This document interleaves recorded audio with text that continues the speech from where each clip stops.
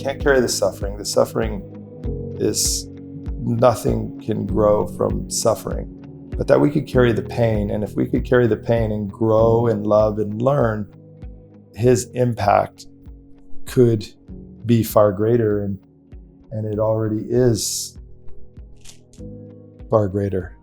The worst place that I can go, and it's so sad, is parents of a child lost to suicide. And it would seem like such a powerful group to be a part of. It's the club that no one wants to be in, but yet no one else understands. But within these groups, predominantly what is shared is loss and suffering.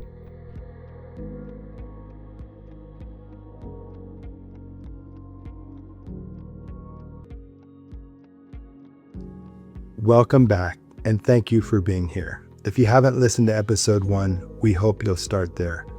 It was a tribute to the amazing person Anthony was. What comes next is the hardest part of our journey, and we're honored to continue sharing it with you. Take a breath with us, settle in, and when you're ready, let's begin.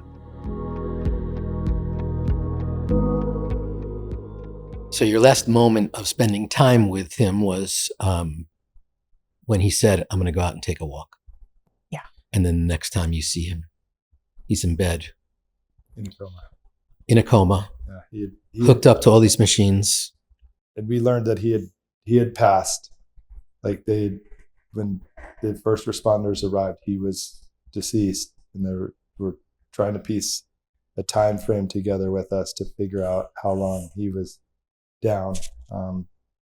Because he was in such great physical shape, they were able to revive him without right, here's a marathoner. The paddles or anything. But yeah, it's all such a blur. I think, I don't know, for myself, it felt pretty hopeful, but that, yeah. I mean, it was such a mix of emotions, because I was shocked and devastated and so relieved that he was alive. It was like I wanted to celebrate that he was alive, yet mourn that he had died. It was both. Right. It was very confusing. The emotions of that night, like with grief, when it brings up prior griefs, right? So like I think of my dad, I thought immediately of my dad who died suddenly. That's it. No chance to say goodbye. Done. And here he was, that happened. Anthony died, but then he came back. Right. Like what? Okay. Can I even process that he died because he's alive? So it was almost like we went into this immediate zone of survival. Okay, what do we need to do now to stabilize him, to help him? It was almost as if we couldn't even comprehend and process that he had actually died and taken his life, because now we were just focused on his rehabilitation. So your child is in a coma. You don't really know much about neurology or about what can happen from here. You just know what has happened up to this moment. He was deprived of oxygen for a certain amount of time.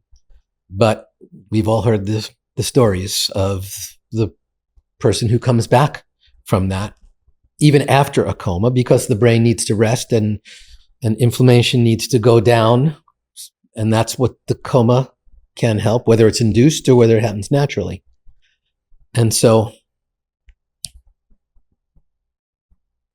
the thousands of things that must have been swirling in your mind, of course, part of it is always you hope for the best possible outcome. And then another part of you is just in agony, in the pain of what's happened. Obviously, you got pretty connected to the hospital staff and the neurologists and the nurses and the people who were day to day. And this went on for how long? Well, in total, it was 9 weeks. Yeah. So but we were the first. But it was still breath by breath, day by Yeah, day, the first. in terms of what this could possibly Yeah. even look like. yeah, so that overnight they took him to Rady Children's Hospital, who's in our local hospital.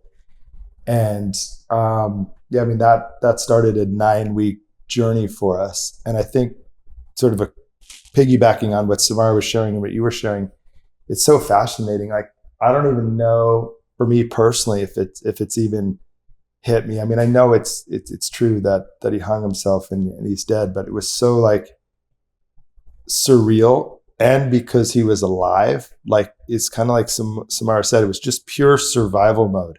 For me personally, like, I was so numb, like the world around me just went away, and all of my presence was hyper focused on him and anyone that could do anything to save his life and help us understand where we were going from here. Like, that's all there was capacity for, 24/7 for 9 weeks. And you guys have been practicing for years, for decades, these mental health practices, meditation, certainly, which really is just the ability to be in the present moment, not in the past and not in the future. Could you just talk just for a moment about, I mean, here you are in a breath by breath type of vigil of your own. But you've been training for that moment for a very, very long time. Not that it doesn't take away the agony or the uncertainty or any of that, but here you are being fully present and just rooting eternally for the next moment to be better than this moment, or at least stable. So maybe could you talk just about this concept of almost being push-pulled from, like, being present, holding space for him, rooting for him, just, creating that container, and this other part of you that's full on hope and rooting and thinking about the future and thinking about the past. I mean, no one should be in this situation, certainly not a parent being in this situation. The two of you had each other, at least, and your meditation practice or your spiritual practices. But maybe you could just talk for a little bit, that combination of belief and agony. I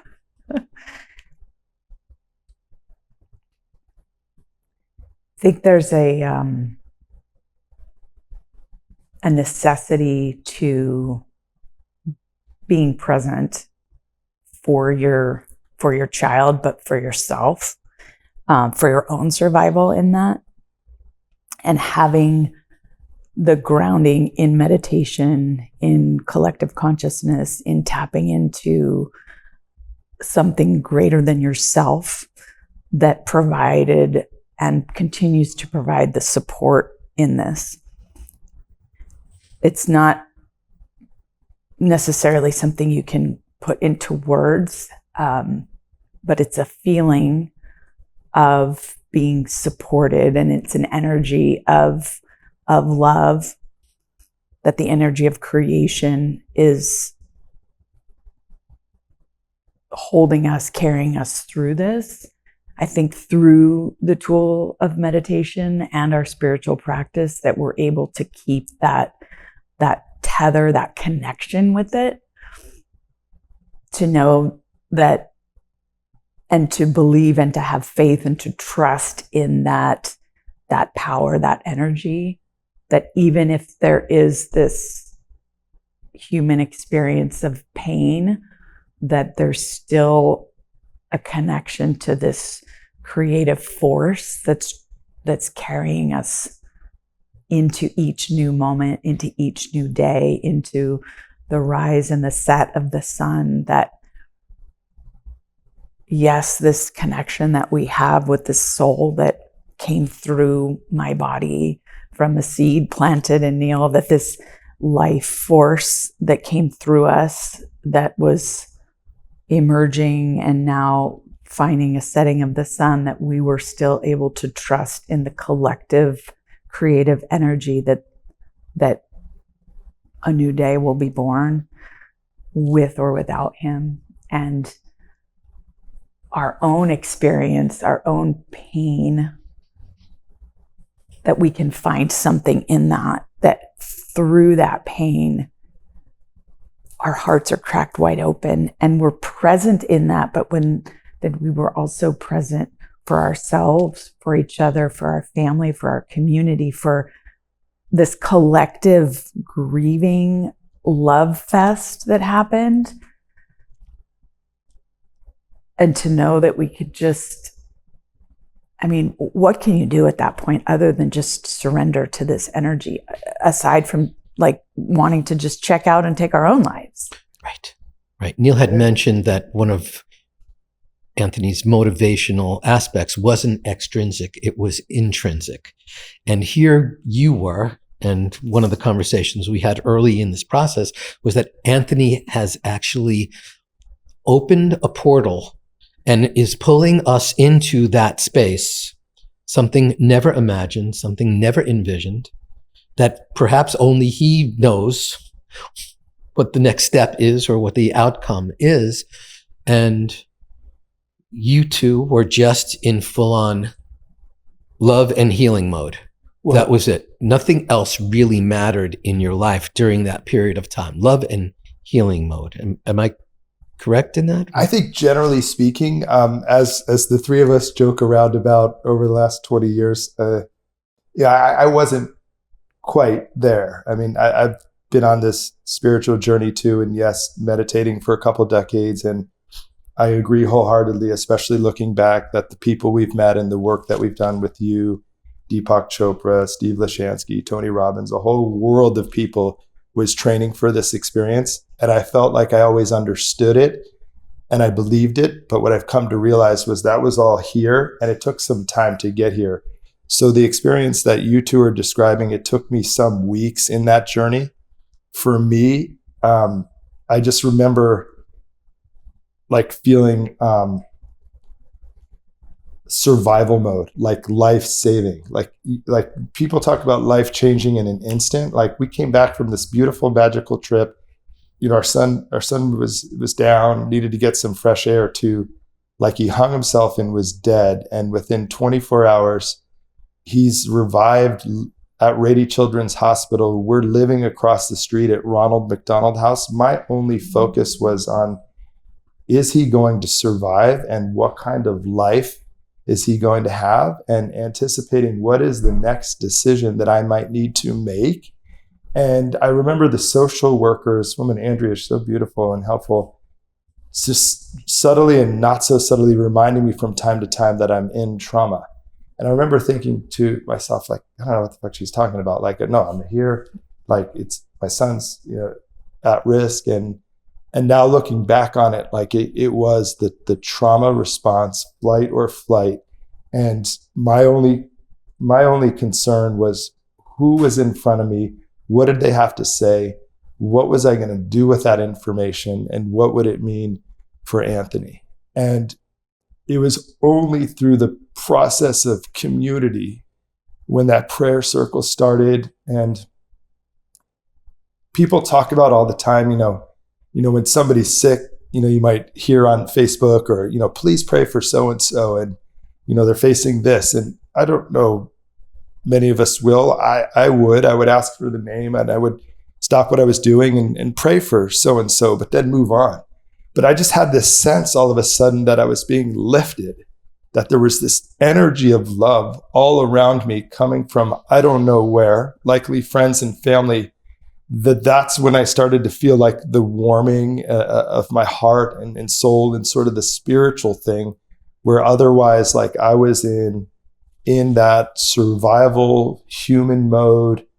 And it was through just all that love and support that we felt. I'm sure we'll get into those prayer circles and things and then conversations with you, and then also starting to meet some other parents who were going through it. And then ultimately, when we were introduced to a medium that helped us connect with Anthony, my spiritual sort of participation, if you will, took some time. I mean, I remember we were talking about the portal and saying, like, I don't want to be in the portal. Like, I feel like I'm being pulled into the portal. Like, I want to pull everyone back into this portal. So it was a little bit, I don't know if bumpy or something, but if that was day and night was like, is he going to live? Is he going to be all right? It has to be impossible to not want to resist what is. Yeah. How could you not? Yeah. And and the fact that he was in such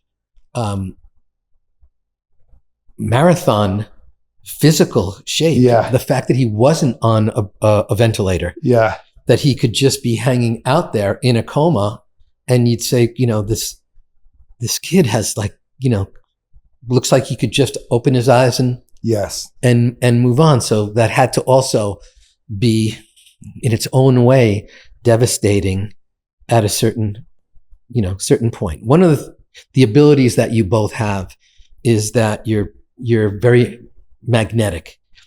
Everyone in your circle that you've attracted, wants to hang out with you, wants to be with you, wants to tap into whatever the energy is that you are flowing. And you began to first, obviously, your core family of loved ones, the nursing staff, the support staff, the neurological staff, the medical staff, and then your friend circle, and then their friend circle. And you mentioned that there are people in the hospital whose children also are experiencing similar types of things, and you connected with those. So you, within days, had an entire network that was growing and expanding.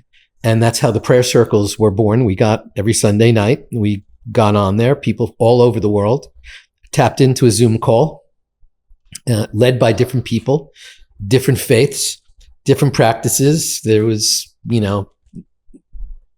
there were Buddhists, and there were Vedantics, and there were holy rollers, and there were Bible thumpers. And I mean, it was spectacular. It was, there was something there. We could, the energy was tangible. It was. And this is really, you two were the creators, the co-creators of that process. Anthony was in that state in the hospital, different floors at different times, but for 9 weeks. It's a little over 2 months. And in that period of time, everyone that you bumped into during that period of time energetically leaned in hard to root. Was there any solace in that? I mean, you're going through such extreme, trying to navigate, is this loss or not? What does this look like? What's his life look like if he does come out of this coma? What could it look like? And what do our lives look like? And so, all these forward thinking activities, before we get into what those other healing modalities might have been that you explored, but maybe just talk for a little bit about how the two of you were navigating this journey together.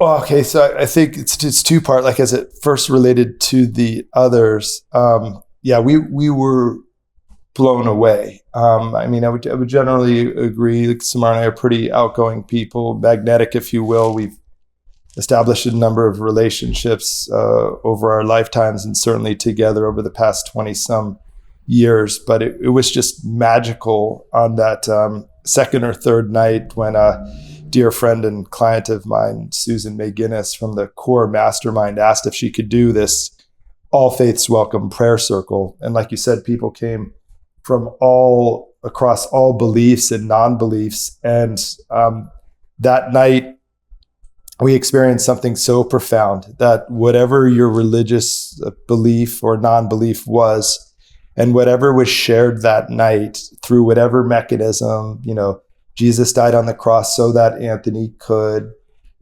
Anthony is in good favor because the Zohar says, in the Buddhist tradition, we believe. whatever was being shared as it was received from us was this pure gift of love. It was like all the hyperbole, all the differentness was received and blended as pure love. And what was fascinating and powerful about that night is it really seemed to impact Anthony. You know, those first couple of days he was touch and go. And that's when it started to feel like the possibility for a miraculous recovery, because sadly, Anthony's prognosis after we got the MRI was not good, that he had a severe and catastrophic brain injury. And if he were to recover, he would likely not be able to walk, talk, or see. And what was hard was the neurologists were so clear and unwavering in that interpretation of the MRI. Yet what was also so beautiful about Rady Children's is they literally said, so we're going to take the MRI and we're going to set it aside. From hand to God, we've seen miracles happen here. People who shouldn't survive these medical things do and thrive. And that was sort of the rallying cry, coupled with all this love and seemingly miraculous recovery that we were receiving through these prayer circles that then folks like yourself continued on every Sunday. For me, it was more this feeling of energy and possibility from all that love and light. I think it was you who shared, like, we have these heart connections, and I literally felt everybody connecting their heart to Anthony and to us. And, that experience was profound. Then I would share that it also opened up, as you asked, what did it mean for the two of us, was we didn't know. I mean, we were just surviving breath to breath, question to question, decision to decision. And now it seemed by all this that was happening, engaging in it, there might be more healing and potential miracle recovery. And that also people seemed to be receiving when we were sharing updates. So that was the first time we started talking about sharing our journey over social media and together, and the feedback that we were getting from doing that. And I don't know, I mean, I think thinking through those things, I mean, obviously our focus was on Anthony's survival, but also the love we were experiencing from everybody deepened our connection in a way. And I think it also, at least for me, like you guys had said, you understood this sort of spiritual connection potentially going in. For me, I was really starting to feel that at that point. Well, I think this speaks to how everybody goes through the experience in every experience in different ways. Yes. And this was an opportunity for, I won't say that Samara was ahead of you on the journey, but she was, clear in a certain direction. Yes. And I think you entrained her towards yours, and she entrained you towards hers. Ultimately, there's this merged understanding or viewpoint in that process. And I think any couple that's experiencing loss or going through this, certainly as parents, one has a certain understanding and the other one doesn't. But we weren't going to give up on you, Neal. I'm glad you didn't. Because I'm glad you didn't. We look at these kind of understandings, and how one person interprets the unthinkable, impossible, and how another person does. There can't be a right or wrong there. There's just shades of understanding along that process. Yes, you guys really collected quite a community of all ages and faiths and races, and from those people who were in Anthony's world to your individual world to your collective world to Belina's world, and those people who were probably watching this podcast right now who just experienced loss and are looking for archetypal figures who have navigated it with such grace, not ease, but grace, and vulnerability, as you. And hopefully the Endurant podcast is a soothing balm for those people who are paying attention right now. And that's an important component, because there's no right way to navigate any aspect of life. That's why there's 8 billion of us here, and everybody gets to pick their lane. But the two of you did it without having any experience, and being shocked and trying to figure out every millisecond through this process. Just speak for a moment about the comfort you did receive from so many different diverse groups of people that sent us like a certain message to you as a couple, as a family, that we don't know what this is, but perhaps we might actually make it through this.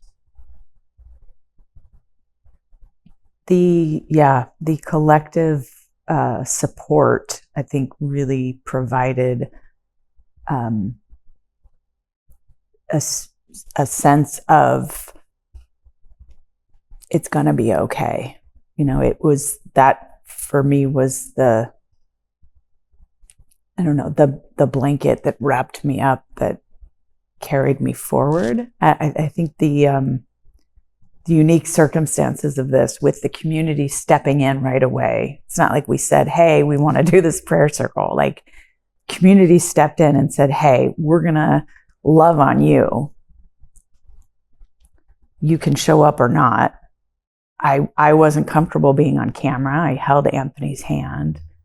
I think that was such a powerful moment for all of us, just to see Anthony's hand in that, you holding Anthony's hand in that process. Yeah. Because that gave us sort of like the renewed ability to, let's keep going. And he's alive. Right? I mean, the fact that he came back from the dead. He literally came back from the dead. Palm Sunday, here we go. Okay. And here's this community saying, we love you, we support you, we feel you, we want to help you. It's like, okay, maybe I don't have courage to be on the camera, but I can show up for my son. So my love for him translated into, okay, the community's loving on me. Again, this dynamic exchange of giving and receiving. I'm receiving this love as I'm giving this love. It's all different aspects of the same energy, right? So stepping into that, giving and receiving, holding that love for him in my heart, the community supporting us, carrying us through. I think it gave me the courage to each day come out with a little bit more. We didn't say right away that it was a suicide. I think often there's shame associated with the loved ones of someone who does take their life. And at a certain point in my healing and in our healing, I think I've been able to unpack that a lot more and speak up about it, because I feel like the key to working through shame and breaking through that negative energy is to expose it and to shine light on it and talk about it. And so by sharing that, and I wasn't able to share that until the community gave me that safe space and container to do that. So again, it's like the giving and receiving allows for this story and this journey to unfold in hopes that it can help others, that others don't have to experience that pain that we've felt as parents of a child who died by suicide, because we want to talk about it and we want to help others understand, or at least step into this vulnerable space of sharing and opening up, because ultimately we're all here for one another. I don't believe that we're here just to have this individual experience. And although a side of me wanted to just curl up in a ball and go in the corner and weep and not care about or do anything for the world was caring about me. And so I wanted to show up. And then it just became this beautiful,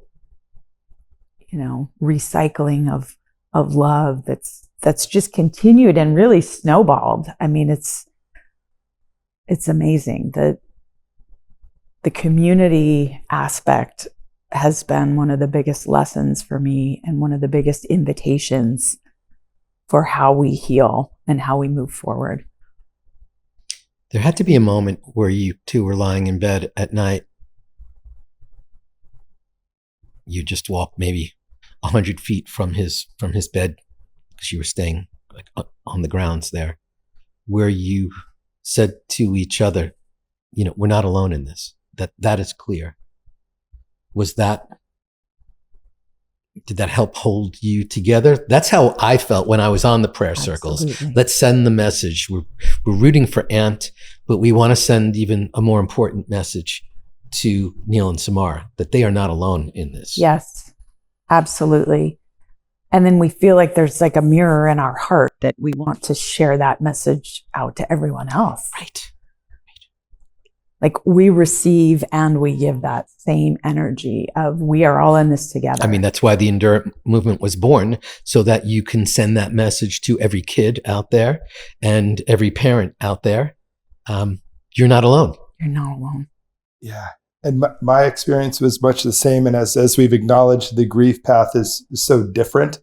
So I would say for me, there were like 3 sort of key moments.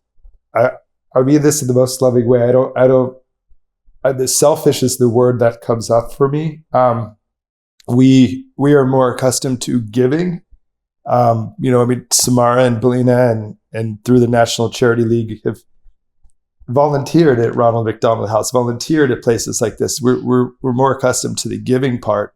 And so I quickly became comfortable with the receiving, but just being transparent for me, all of it only had to do with Anthony. Like people were like, oh my gosh, people are coming from far and wide, sending their love to you and Samara and Anthony. And it's true. I mean, eventually in those prayer circles, there would be people we didn't even know. But for me, it was like, okay, something's happening here and it's impacting Anthony in a miraculous way. I just need to keep going so that making sure the doctors see what's happening, what's going on. So I just remained in survival mode, and whatever we were receiving, I was just grateful for because it seemed to be impacting Anthony. And so what that created in me was that I want to be on more alert, because he was doing and progressing in ways that medically he wasn't expected to. And then there are 3 situations for me that kind of pulled me in. One was when you had shared with us, we're being pulled into this other portal. And, I've understood this, the dynamics, the difference of portals and planes and where we are. And it definitely had that feeling. And I think that was the first twinge for me that, about the spiritual side, because I was so focused on the life and death side. And then when you had shared that, then I was able to expand like, oh, in this portal, this is where all these people are coming from and why, because their souls are connected in some way. And it opened up for me the first time for a bigger viewpoint of it, a spiritual viewpoint of it, if you will. And then 2 other profound things happened for me, at least, the yours being the first. The second was, I worked with Tony Robbins for a number of years. A dear friend of mine, part of his chosen family. He had left Samara and I an audio about Anthony and sending him and his wife and his family's love and whatever support we needed, much like many others. But then in his audio, he said, hey, also, you and Samara are being called to something greater. Should you choose to open your heart and open your eyes, you will start to see and make new friends, new cohorts, find new mentors, let go of old mentors, maybe reconnect with old people in different ways. And at first I was thinking, that's very Tony of you. Like, oh, but can't we just stay in like the struggle and the awfulness of this? Not like what's my part or what's bigger. But at the same time, it struck me like, gosh, maybe that is what's happening here. We've got all these people coming from wherever they are, and for many of them in ways that they didn't expect to. And I'm in this new portal, and I honestly, I felt like I was not hanging my head anymore. I lifted up, and my heart was more open, and my eyes were more open. And then we're walking across that street 100 feet, and we hear this woman's voice call out for us, like, who's this? And she says, I always forget her name. Roxanne. I'm Keola's mom, one of Anthony's friends, and I'm here for him or some reason. And I thought I spotted you guys. And, we were just like dazed. I think we might have just gotten the MRI news or some not so great news, I'm sure. And I'm like, I always wanted to get from wherever we were to where we were going. But she said, hey, I know it's a very difficult time right now, but if you're open to it, there are angels all around you here on earth, but you have to be open for it. You got to be looking for them. You got to be open to the possibility that they're here. And this was after just hearing that from Tony. And now I opened up even more to it, right? And then later in the day, or it might have been another day, we were at Ronald McDonald House, and we had just gotten the news about the MRI and how really bad it was. And I was just devastated. I couldn't talk. I couldn't do anything. I feel this tap on my shoulder, and there's this gentleman here, and he's like, oh, are you Anthony's dad? And I said, yeah, I am. But in an irritated kind of way, because I didn't want to be bothered, and I was in no mood for small talk. And he's like, I'm Memo. I'm Adrian's dad. He came in at the same time as Anthony, and I've gotten to know your parents. And, and his son has had issues his whole life, and he was supposed to have a brain surgery, and his heart stopped on the operating table, but he'd been in and out of Radies for some time. And he said, you're a dad, and you will love Anthony through this, and God has your back, and you can do it. And up until those points, those were my struggles. Like, can I do this? Can I actually show up, advocate, do what is needed to save my son's life? That's what I was also struck with. Everybody here is here for their children, and many of them are in life or death situations. And that's when I started to notice kids in the same unit dying, not making it through the night, parents wailing and crying. Some kids weren't leaving with their children. Some of us might get to, some of us might not get to. And that's when I first started to realize like that this was so much bigger than what I was experiencing. And I think that's when things really opened up for me. And I think even the fact that it was at Rady's, because had you been in some other mega hospital where everyone's coming in different ways, you probably would have never made those connections. Yeah. Because the population is too diverse. But here, everyone you bump into is a parent or a parent adjacent. Yeah. And every patient is a child. Yeah. And so you entered into that world. You attempted many, many different types of things to keep Anthony alive during these 9 weeks. But there was also even like a deeper process. And you had mentioned, Samara, that your dad died very, very quickly. Mm-hmm. My mother died in a fairly extended process as well. People always ask the question, what's better to die instantly or to have it drag out? But there was a certain beauty to those 9 weeks that you as parents and we as supporters got to grieve. Mm-hmm. We got to grieve for 9 weeks before Anthony died the second time. Mm-hmm. And that was profoundly healing for me. I know it had some type of benefit to you, if we can speak of that as a benefit.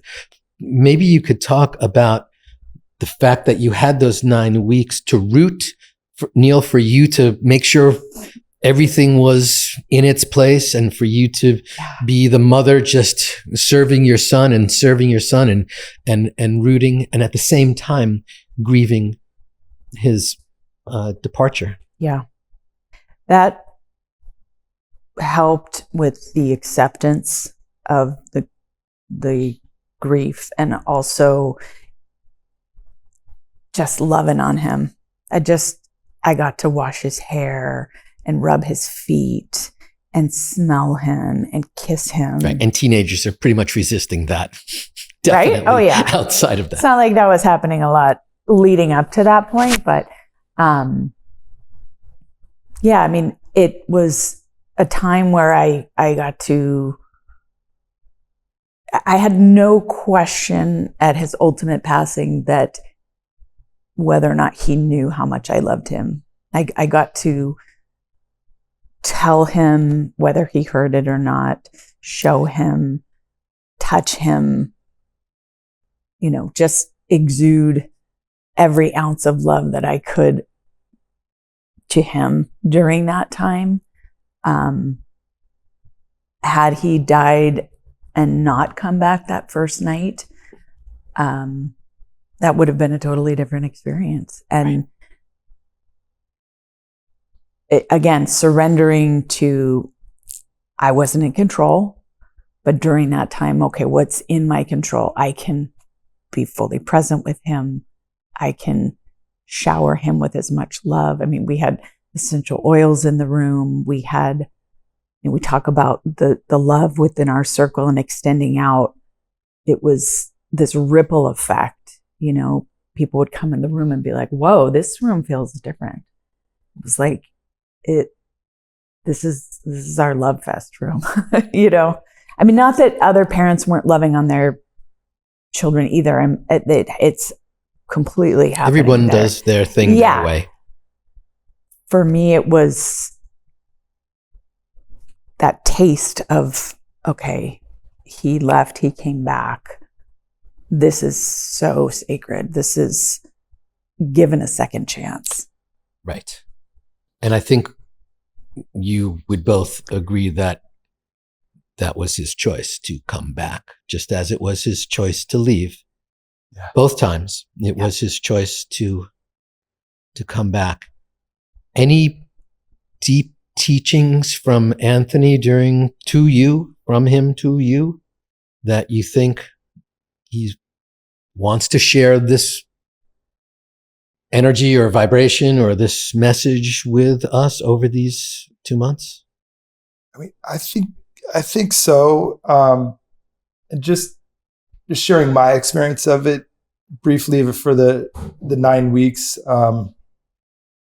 and whether or not if he would have passed that night. I think for me personally, I would have been devastated. I wouldn't be here. That's for sure. I might be in the corner in the fetal position still. Like that experience would have been drastically different. And I feel like in some divine way, that those 9 weeks were afforded not only so that we could love on him, but potentially not only so that we could love on him, but that the community could heal, and potentially the ripple effect could extend out into the world.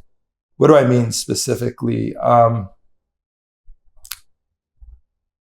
the things Samara mentioned, it was almost like having a baby, like being close with him, smelling him again, breathing with him, willing him through stuff, doing life-saving exercises, everything but the last few weeks of watching him suffer was tremendously beautiful in terms of that time we got to have with him, sleeping in the bed with him, to watch other human beings come from wherever they are and wherever they live, the doctors and the nurses, to walk through those doors and to decide to heal and love. And so many of those nights when we took turns staying in the hospital, and like, I didn't have it in me to see these nurses leaning over him, loving him, caring for him, willing him, and I'd be right there too. Like, these people are angels here on earth. And it was during this time that I was really struck with, and hopefully not in some bereaved parent kind of way, but this impact of him holding on and the way that it's bringing people together and the stories that they were starting to share already about conversations that they were having with their kids or what it meant. And then, obviously he took a turn, and the suffering was horrible, and the decision to take him off the life support was the hardest and easiest of our life. But then people got to come. Family came from wherever they were to say their goodbyes. Pretty sure every single one of his friends got to come and be with him. I mean, those 9 weeks were transformational and magical, and they were of spirit of God in some ways. So ultimately, coming back to your question, what would Anthony say? What he has been saying to us through the connections that we've had with him through mediums and other work we're doing is that this is the mission, that in words we can handle this, Samara and I, this small amount of pain, if you will, for the larger good. And it's those words and the associated experience that we're having with our community around those words is what lifts us and steps us forward from that experience. And he wanted his senior passion project to be suicide prevention and awareness. And you talk about the choices that he made, and it's almost like he had to sacrifice himself and the choices that he made to come back, to allow us to be open about it, to be vulnerable, and to have the strength and courage to talk about it so that this message can get out there, that we can talk more openly about suicide. Suicide is the second leading cause of young people of death. And yet there's such stigma and fear around it that people are afraid to talk about it. And if we're so afraid to talk about it, it's just going to keep happening. So, and I think, you mentioned this because there's a certain amount of shame. Yeah. And there's like, well, my child opted to do this. Clearly I wasn't a good parent, so there's so many nuances to this process, why it's kept secret, and why probably the only voices or the loudest voices are going to be the children who opt for it, because everyone else is whispering, and they are certainly making a much broader statement in that moment. But of course, it would be so typical that Anthony would have his senior paper or thesis on this and launch an entire global movement. That would certainly. During these 9 weeks, you experienced a combination of opinions from everyone around you of what you should do next. Here's what I want done with my grandchild, or here's what I would do with my child, your close friends, and insights. You took this unconventional path of, and probably from a deep space of pain, which is what sparked it, your desire to gain clarity or easing the pain, of connecting with psychic mediums and people who have the ability to either channel or speak to people on the other side, or at least share what is coming from the other side. So you had the quote experts, Anthony speaking Mm-hmm. to you through somebody else, and you had a whole bunch of opinion. Everyone's got an opinion, lots of opinions. How'd you guys navigate that? Those two worlds of insight and opinion. Great question. I mean, I guess I'll start. It's first and foremost, yes, because we had so many friends and family members and people coming from far and wide. Everyone wanted to help and they wanted to give, right? So I think we had 2 or 3 people offered to get a reading with their medium if we were interested in it. People were talking about all sorts of alternative mechanisms. I mean, our dear friend who's a Chinese doctor and acupuncturist was coming down every other day. Another Dr. Sean, who we saw, whatever people either could do, they offered, and we said yes. Different modalities and things. So, I mean, I think the easy answer is whatever was suggested to us, we said yes. We felt like we had nothing to lose. And this might be where listeners or viewers might say, oh, wait, this is a medium thing, talking to the other side. That's really not my orientation to this. And, so just to back up for a moment, this wasn't your orientation. It was not my orientation either. No. And again, my orientation either. The community came and loved on us. I don't think at any point we said, hey, could we find somebody that could, these were wasn't even time for that. It was like, would you be open to this? Would this be helpful? And pretty much everything was that we have no idea. We're willing to try anything. Like, sure. Like, yes. Okay. You have a gift that you can connect with the other side. What do you got? And boy, in those experiences, again, one of the first things for me was forgiveness. Forgiveness of myself, forgiveness from and with Anthony, him forgiving us forgiving him. I mean, this beautiful, forgiveness with other loved ones. We had relatives and other loved ones that had crossed over that came forth that there's no way the medium could have researched some of the information, and the way it was presented to us was so clearly, obviously. Too many details about people in your life and about things from the past. Yes. That weren't just these generic sort of kind of. Absolutely not. That were mind blowing, and then also simultaneously reaffirming of this love and connection and this continuity of our growth, of our ability to continue forth with love and understanding and acceptance. So it was the beginning of the acceptance part, I think, of our grief and our process. And in that journey, it also gave you permission to understand at a deeper level that this was Anthony's soul's journey. Mm-hmm. As much as you might have been kicking and screaming, saying, no, this is not your soul's journey. I'll tell you what your soul's journey is. Totally. Yeah. But at a certain point, that acceptance of you know what, whether you believe in the afterlife, whether you believe in mediums or psychics or channelers or any of that,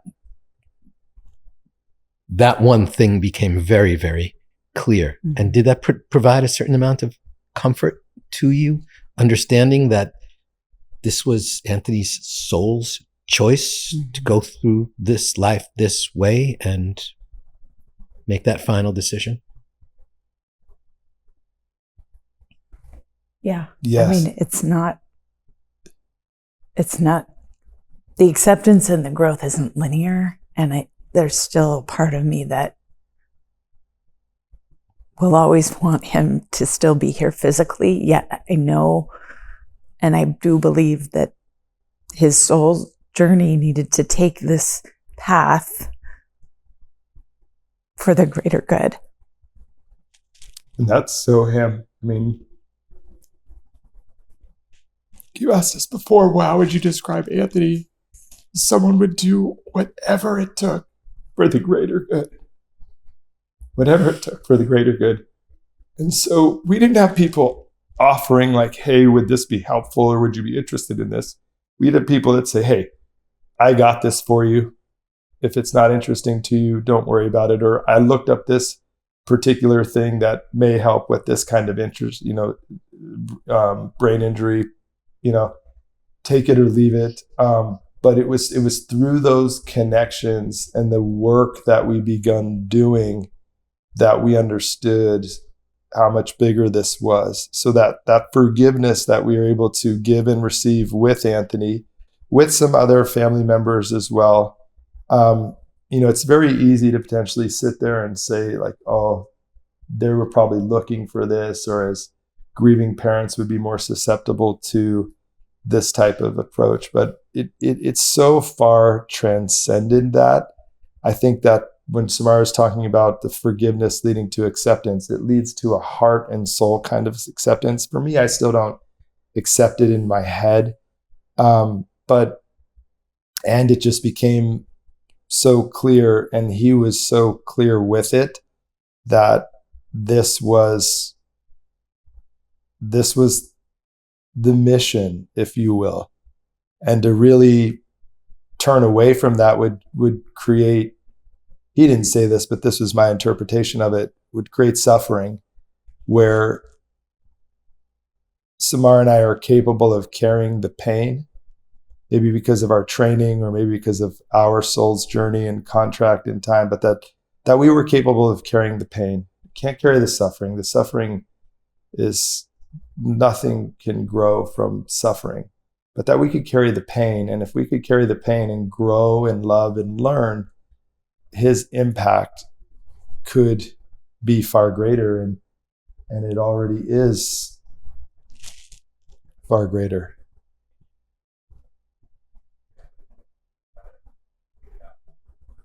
So there came that day, and you said in his last weeks, he seemed to be exhibiting discomfort, and the fact that he was in some type of pain, different parts of his brain not working, other parts of his brain working overtime, impacting really all of his organs and his whole physiology. There came that moment in time where you had to have the most difficult conversation of your life, which is, do we take a step right now to stop this pain and release him, at least let him go in this physical form? Maybe you could just talk about, obviously this is not easy for anyone, but maybe what you share in this context might really help someone else who's experiencing. We had some really heart-to-heart conversations with Dr. Luce at Rady's, who was our rehab doctor. And of course, that means light. That means light. Dr. Light, who we just felt so much love from right away. And we knew that he loved Anthony. We had some very difficult conversations with him. And then we were introduced to the palliative care team, and we had some very deep, very meaningful conversations around what is life? What do you consider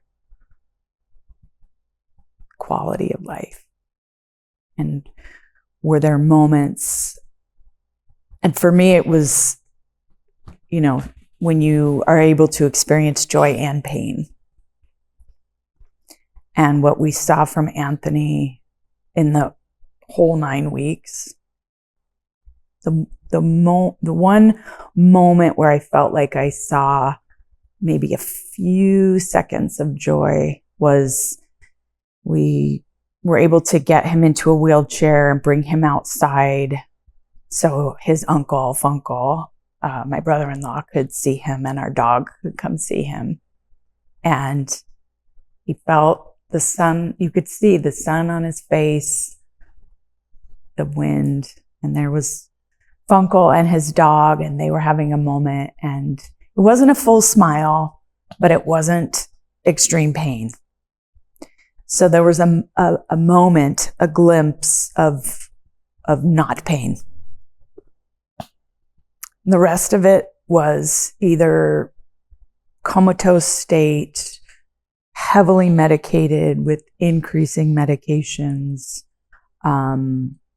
persistent pain, agony, suffering, moaning, wailing constantly.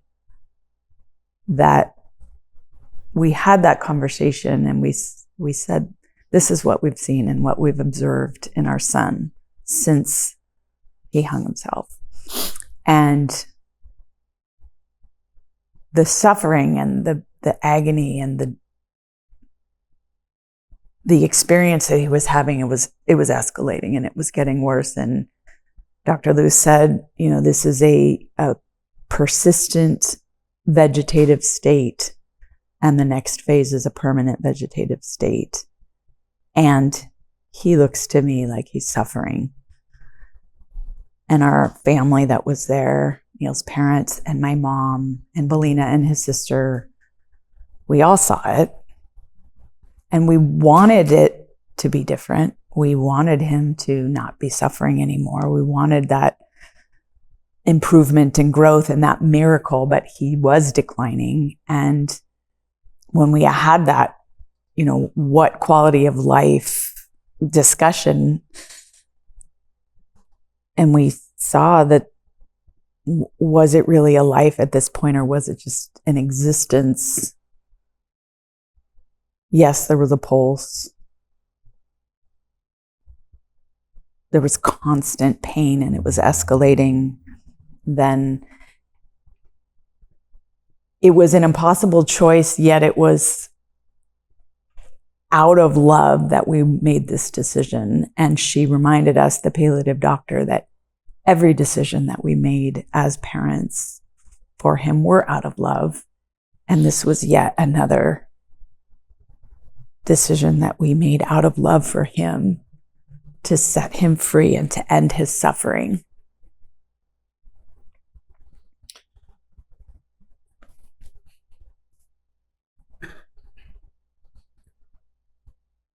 What was that moment like, your last moments with him while he was breathing? Well, from the time that we made that decision, honestly, I felt relief at that point because of where he was and where we were in his journey and his soul's journey. It was so difficult to watch him suffer like that. And no matter what amount of medication they would increase to, he was still suffering through it. And Dr. Lewis is so amazing. He continues to provide support to us when we question, did we do the right thing? Did we, you never want to let your child go, but you wouldn't want your pet or your parent to be in that state, yet it's your child. So he helps to remind us and keep us grounded in the amount of suffering and the severity that it came to that point. And so that was a relief point for me to know that I didn't have to put my child through more suffering, that we could let it be peaceful and let him go. And it was, I think, a gradual departure of his soul from his body. It wasn't like there was this moment, I was like, oh, okay, now. It felt very gradual. So it was 5 days from the time that we stopped his feeding tube until he took his last breath. And we were also told that sometimes a soul wants to cross over in private. And so we were there with him all day, all night, and loved on him and Give him his space. Gave him his space and gave him permission and brought, everyone, all the loved ones that could come and be with him and for them to say their goodbyes and let him know that it's okay. Yeah.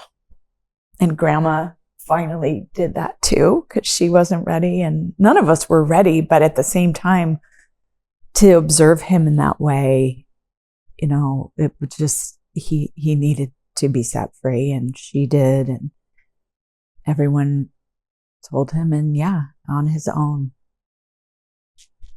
Yeah, and for me, just same beautiful experience. I just remember the day before Dr. Luce met with us, my dad pulling me aside and saying, like, hey, I would never question, and I'm not even hesitant to share this with you, but I also feel pulled today, like, I think Anthony's suffering, and I was like, no, this is the neurostorming. This is what they said. We just have to keep going. And he's like, okay, whatever you want. Like, I understand. And then Dr. Luce had come back, they tag team. I mean, they can't be there 24/7, although they are their shifts, but, and he came back and you could see, he was looking at him and like that something was different. And I just honor him so much for even suggesting that was a possibility, that we could help him in this way, that there was an option, because, they were starting to train us and prepare us. I mean, we weren't even close to going home, but that the life that we were having at the hospital would be more or less the life we'd be having at home. And I just couldn't, I couldn't do it. I couldn't help but think in my head, like, well, Anthony didn't want to be here in this most beautiful life. How is he going to be here in this life where he can't see, walk, speak, we have to change him, all these things. And I just remember feeling a relief more for him, like that the possibility of him still being here in this way now was like unfathomable for me. And so it was very, very difficult, and everything we saw was right in front of us. And there was also such a relief. And it was so beautiful those 5 days that everyone who could came and got to say their goodbyes, to see dozens of kids surrounding him with love. That last night, us crawling into bed with him and loving on him and saying goodbye. So hard and so beautiful. And had he not been saved, and there not been all this love from the community and all the things that we experienced, like,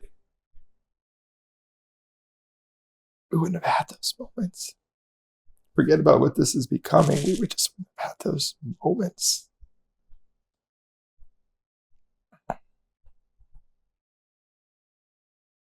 You had planned to have a vigil while he was still laying in his hospital bed. And then he passed. And it's so Neal and Samara of you, and Anthony of you. But you were like, well, let's be more purposeful. Let's take this and add a little intentionality to it and turn it into, we still called it the vigil, but we were vigiling his soul. Yeah. And you had assembled us at the beach. We live in San Diego County, so we have that all the time available to us. And we had the same vigil. We had people on the Zoom call.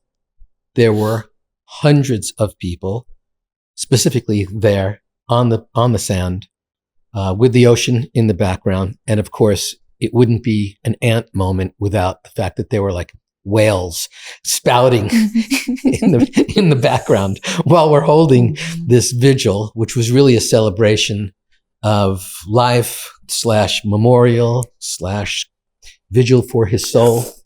So many people so many teenagers, hundreds. And it seemed like everyone was so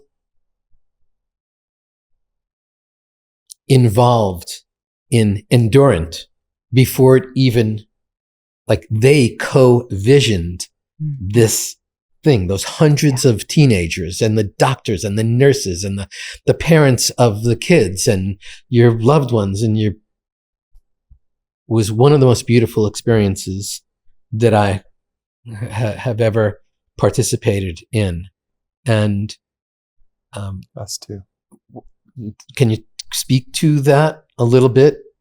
Because it was distinctly not what the original intention was, and you pivoted instantly. It was like a soul pivot to, like, let's celebrate Anthony's soul.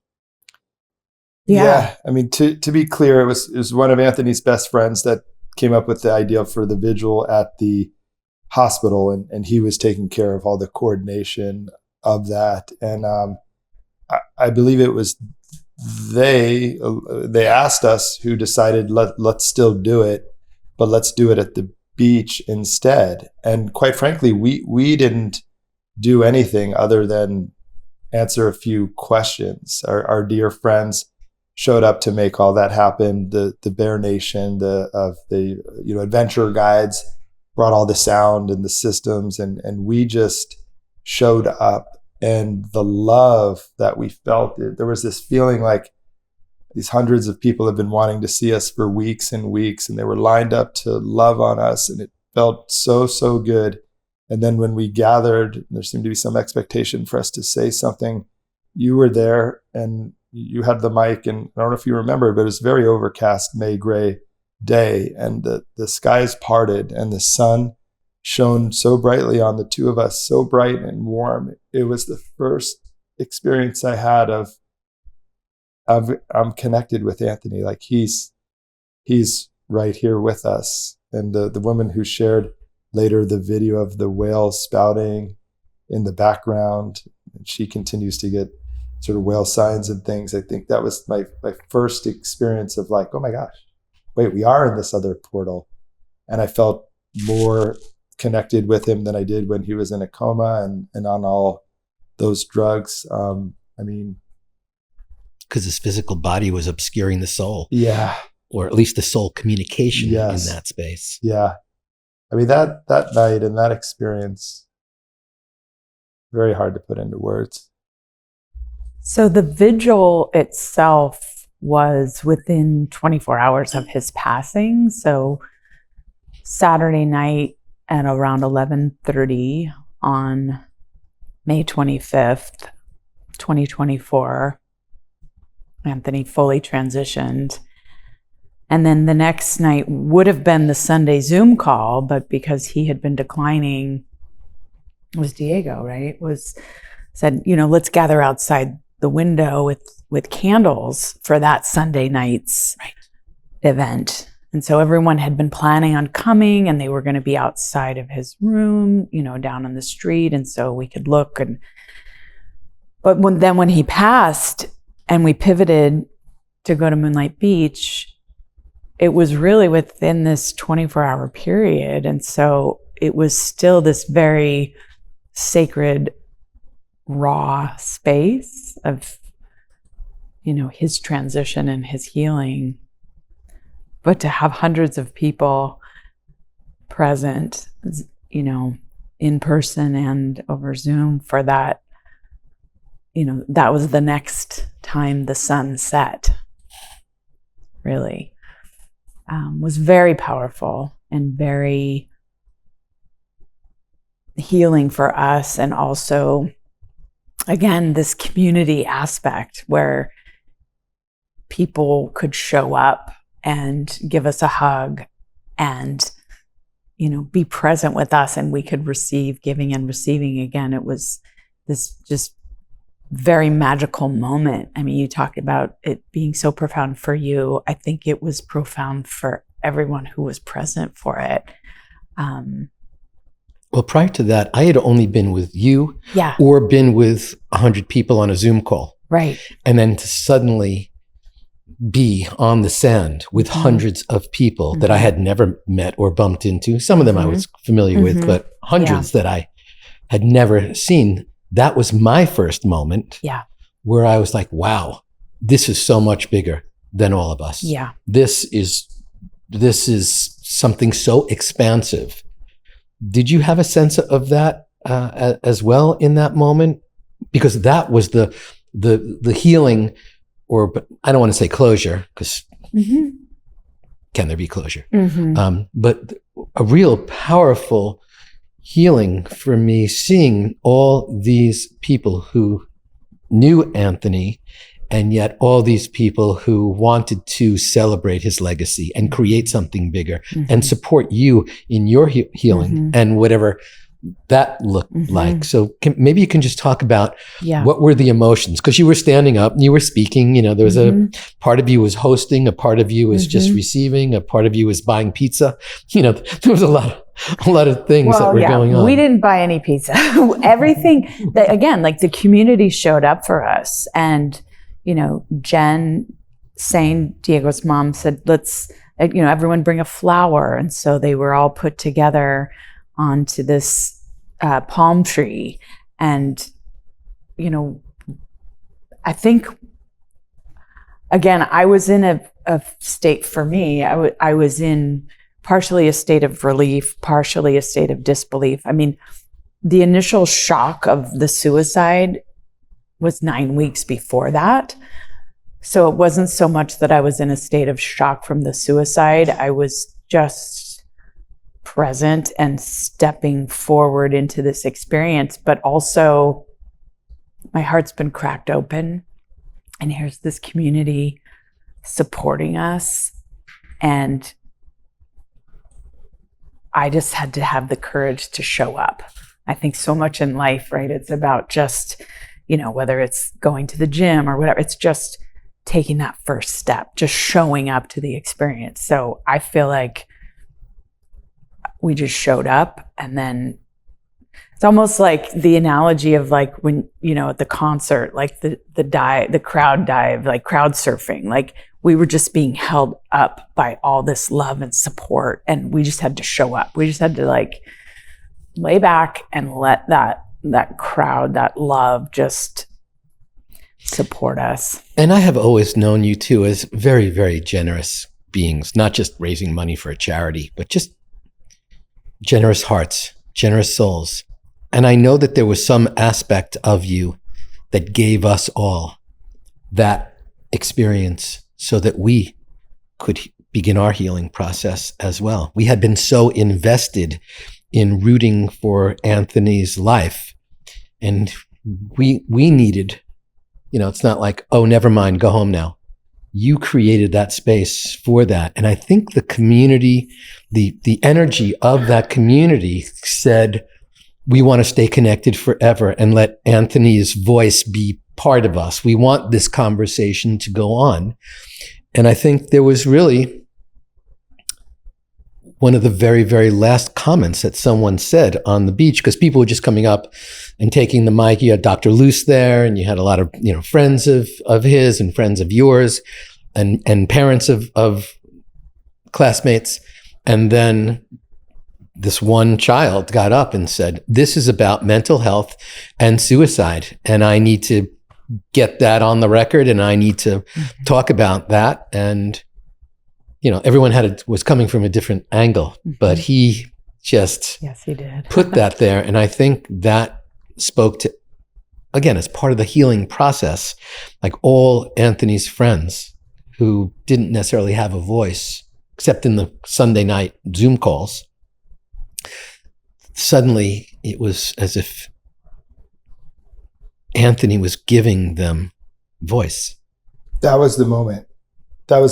Everything up until that moment was what you had said was, it was so good for us. We felt the love. I mean, keep in mind, like we walked across the street for 9 weeks. I mean, our life was Rady's to Ronald McDonald to Rady's, taking turns sleeping in the room with Anthony for 9 weeks, taking turns driving Belina to school, the few times that other parents weren't able to or we really wanted to.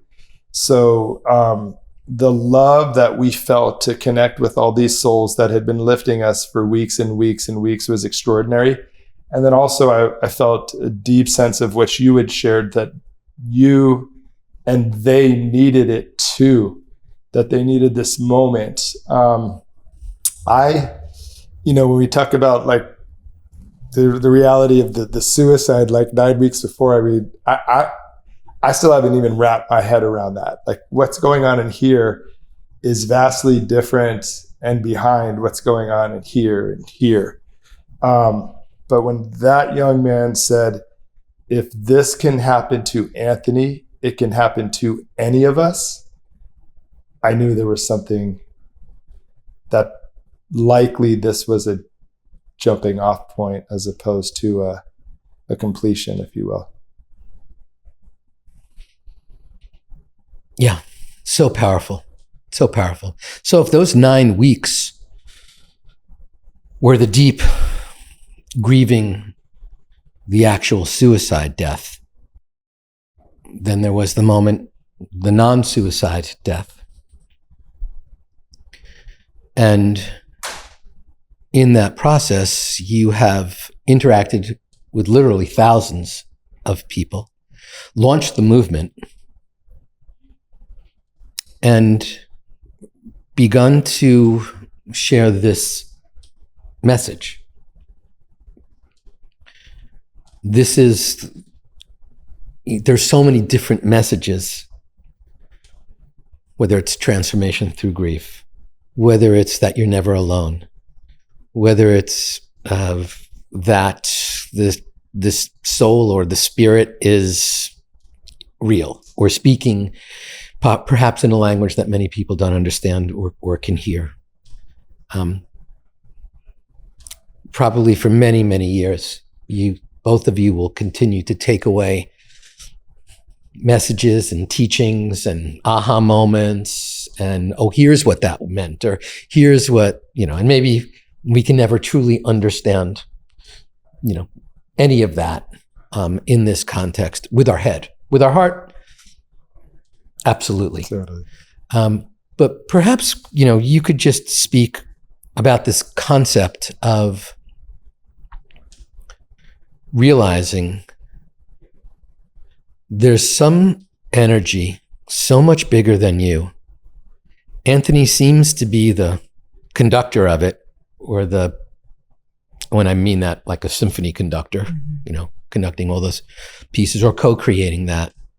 And you have been called to acknowledge and allow the energy that's bigger than you.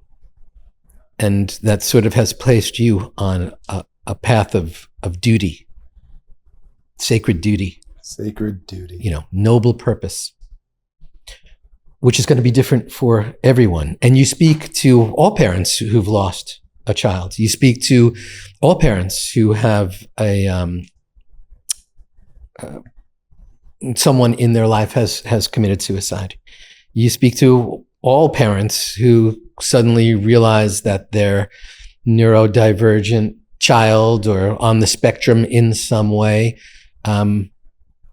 may keep dark secrets inside.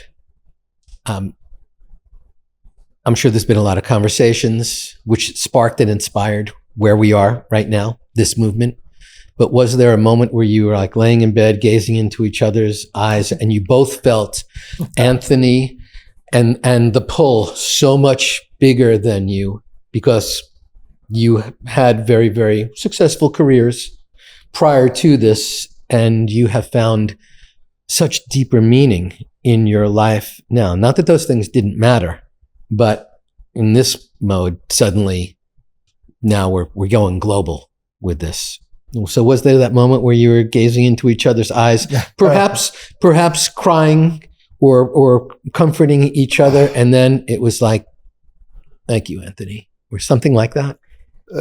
It was more like, no, it wasn't a moment like that. No. There wasn't a moment like that. And I think because we have grieved differently and we've come to learn Neal's grief, at least initially, was processed more through action, and mine was more of solitude and quietude. And so Neal really kind of took the first steps of connecting this energy of the movement that had begun to, okay, what if, okay, it's gonna happen, it's happening. He started it, he started this action, and then I followed, felt the calling as well. Not to say that we didn't have moments of connection, deep love and synergy around our healing and our love and our experience. But the journey itself has been a little bit of, one is a little bit ahead and pulling the other one, and then maybe we hand off the baton and we're kind of in this dynamic, okay, we're on this journey together, and maybe sometimes we're walking hand in hand, and maybe sometimes one is pulling the other. And it's like a beautiful dance, the masculine, feminine energy, like all of it. It's, I don't remember a specific moment, but it's beautiful how it's unfolded. And it's Anthony. Yeah. In the physical life, the way Anthony rolled is how he's rolling in this new portal together. For me, it was born out of self-preservation. And I had 3 unique and distinct moments where there was some clarity around where to go. But for me, I was pouring everything I had into Anthony's survival and receiving everything I could from everybody in regards to that. And my own transformation of pain to purpose was so extraordinary. I couldn't deny it. You can't walk into or live day and night where we lived and see the people that we saw choosing to enter that day and night and not feel different. Yes, I did meaningful work before, but watching those nurses run to our son day and night, I was like, I can't do something like that ever again. I wish I could do what they do, and I know I couldn't. So there were 3 things that I was struck with uniquely after. And the first was that I was starting to receive feedback from people through DMs and texts and things that my sharing about my pain and my purpose was helping them. And then a few days later, you got on a call with me and introduced this idea of post-traumatic growth. And that we have post-traumatic stress is a disorder. And I could see that when people have gone through traumas in wars or loss like we have, it is in fact trauma. And the stress disorder is staying in the suffering and all that accompanies that. But the growth is what I've been pulled and willed through thanks to all of you. And I felt I have to share this. And you named it as something, post-traumatic growth. And I had, from that call, that moment, if I could move anyone just a little bit off of suffering into growth, and they could taste just a little bit of what I have, that there is beauty in such profound loss if your heart is open to it, and if you're open to it, changed my life. Like, you can't know that stuff and experience that stuff and not want to share it. The worst place that I can go, and it's so sad, is parents of a child lost to suicide. And it would seem like such a powerful group to be a part of. It's the club that no one wants to be in, but yet no one else understands. But within these groups, predominantly what is shared is loss and suffering. Here's my child, forever this age, and the trauma that occurred with their loss, and then hundreds of comments associating with that loss and with that suffering. And yes, there's a shared space for love and empathy there, but what I found was that experience was just putting me into suffering. And I was going to give up on my participation in it. And one of my spiritual coaches, Lisa Margulies, who's such an early guide, shared with me, like, no, you're the light. Like, you need to be sharing what you're sharing with your community and social media with these people. Share the strength and hope, empathize with their loss, but share the growth and transformation. And that's where this aspect of the movement has been profound. If I can move any person to this side of suffering, to pain, even to extreme pain, they've got a shot at potentially enjoying the rest of their life and what they may be here for.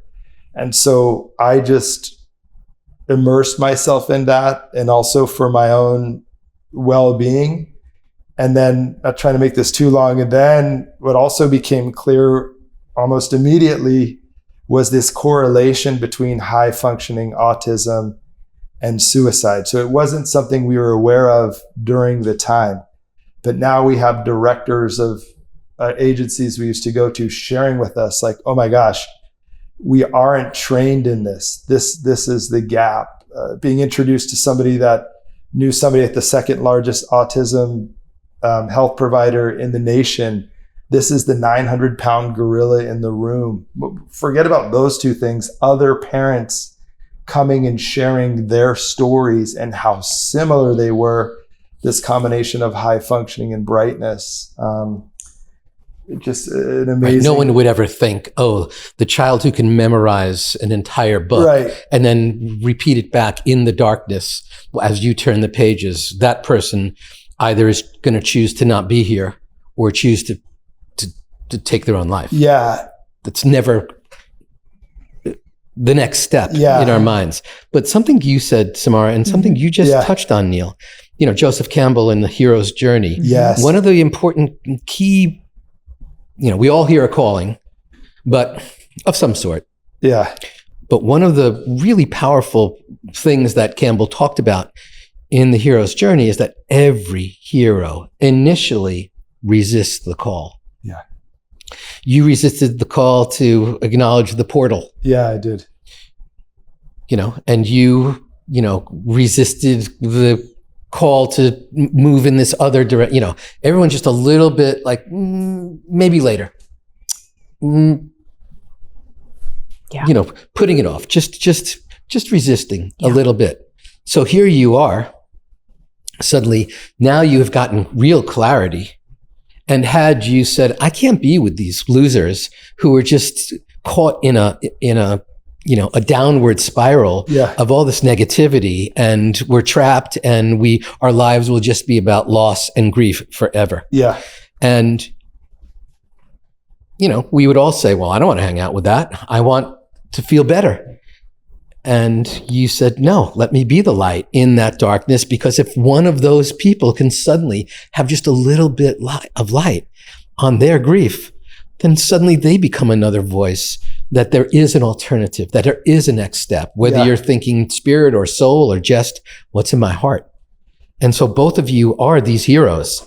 You're both, you both resisted the calls in certain ways, but here you are right now helping others who are resisting that call, whether they're even aware of it or not. Yeah. Take that next step.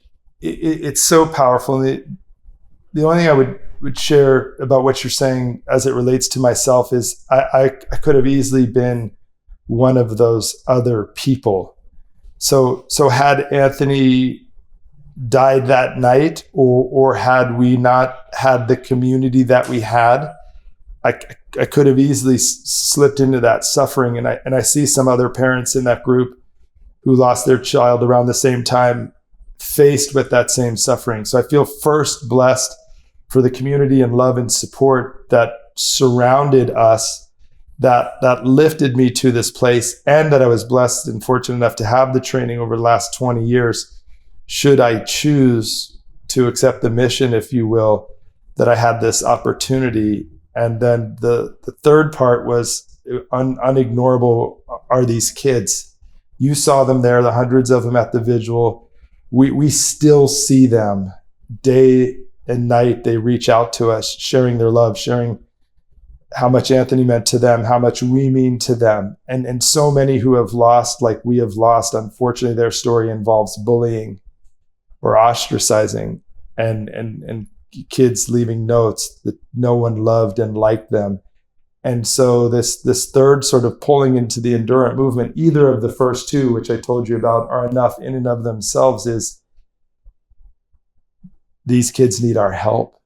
And our generation isn't doing a good job, nor are the schools in making that easy to help them. But it became so abundantly clear, not only do they need help, they know how to help one another. So I feel like the post-traumatic growth thread, if you will, is as much as for my own self-preservation as it is the possibility to save others and let them experience joy and love and pleasure along with their pain. That feels right. Where closing the gap between high functioning autism and suicide feels like a moral obligation, on helping these kids connect with one another in ways that are supportive because they don't want to see their friends die, seems like a moral obligation. Not in a bad way, but in a way that I've been chosen to connect these dots with Anthony and others to help, and to not do it would require like a active decision and choice to move away from what's being presented so effortlessly and beautifully in front of me. So that's how. That's sort of what Samara and I meant when we were talking about the portal. Yeah. We didn't know how it was going to ultimately unfold, but here we are thank you, Anthony, for pulling us through the portal. Can I just add one other thing on that? I think what I've observed and experienced is that we were incapacitated in terms of like making money or holding down jobs or doing anything outside of survival and focus on Anthony. And in that incapacitation, we were forced to just submit to this process and this experience and let it unfold. And in that process came this community and this love and these teen voices. And we've been given an opportunity to make a choice of staying stuck in our suffering and let that become a brittle, hardened state, or to allow for this love and this community and these teen voices and this momentum and this movement to become a lubricant to change and to be open to what's possible. So beautiful. Yeah. Really? Yes. Well, we have, touched on so many different aspects of this origin story. And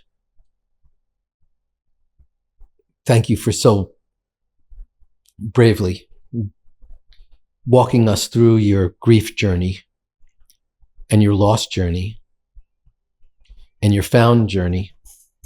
And we'll explore more of these in other conversations. But maybe we could close with, is there some,